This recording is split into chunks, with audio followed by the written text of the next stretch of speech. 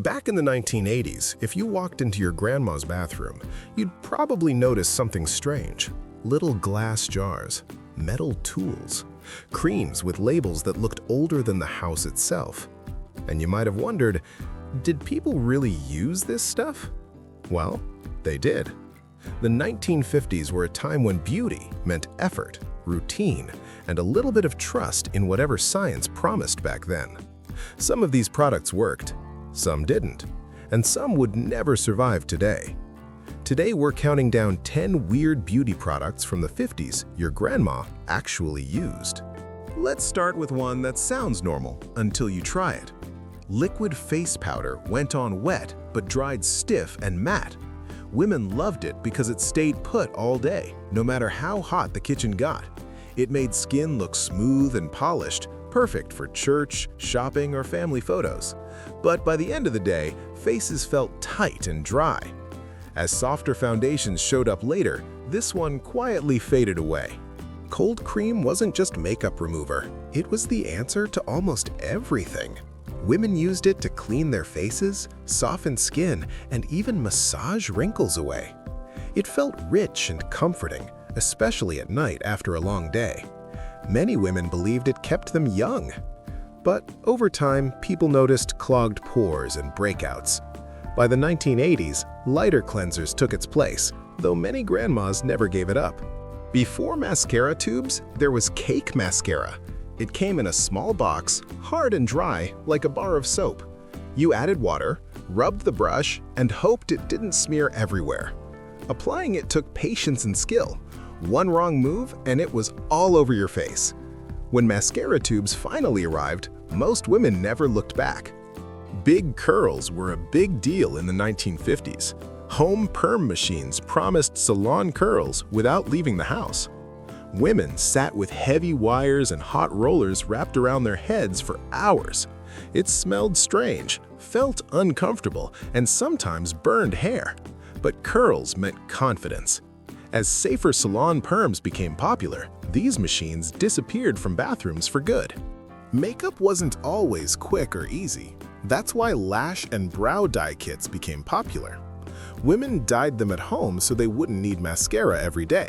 It saved time and made faces look done all the time. But the chemicals were strong and mistakes were dangerous. Eye irritation was common. Once safer cosmetics became available, these kits slowly vanished. Milk wasn't just for breakfast, it was for beauty too.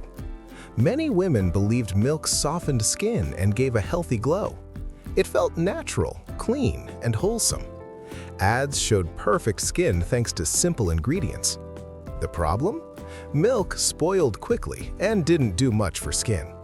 As skincare science improved, milk tonics were left behind. In the 1950s, women worried about double chins long before selfies existed. Chin straps promised a tighter jawline while you slept. You wrapped it around your head and hoped for results by morning. It wasn't comfortable, but beauty never was. Sadly, it didn't really work. Once people realized that, these straps quietly disappeared. Steaming your face felt like a luxury back then. Women believed steam opened pores and cleaned skin deeply. Towels over the head, hot water below, it was a whole routine. It felt relaxing and serious, like real skincare work. But too much steam often irritated skin. Over time, gentler treatments replaced this intense method. This one sounds unbelievable, but it was real. Some stories used matches or heat tests to help women pick lipstick shades. The idea was that warmth showed your natural color. It felt modern and clever at the time. In reality, lighting tricks weren't reliable at all. Once better color testing came along, this strange method vanished. This is the one that still shocks people. Some 1950s beauty creams actually claimed to use radiation to improve skin. Back then, radiation sounded futuristic and powerful. People trusted science without question. These creams promised youth and beauty in a jar. Once the dangers became clear, they were pulled fast and never returned. By the time the 1980s rolled around, most of these products were already gone, but they tell a story, a time when beauty meant patience, trust, and doing things the hard way. Your grandma didn't just apply makeup, she followed rituals passed down through generations. If this brought back memories or made you laugh, go ahead and like the video. Share your thoughts in the comments and tell us what strange beauty item you remember seeing at home. And don't forget to subscribe because history is full of stories worth remembering.